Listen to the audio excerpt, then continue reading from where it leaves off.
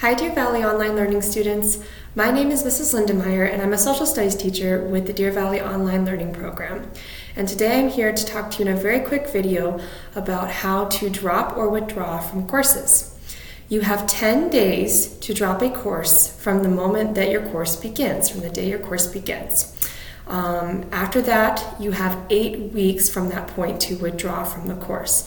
It's very simple to do either. You just need to go to your on-campus counselor and request a drop or a withdrawal. There is a difference between the two. A drop will not show up on your transcript. However, a withdrawal will show as a W next to the class. If you want specific dates, check out below this video and you will see a link to the Deer Valley Online Learning Program page for the dates to drop the course and to withdraw from your particular class. Thank you. I hope you have a great rest of your day.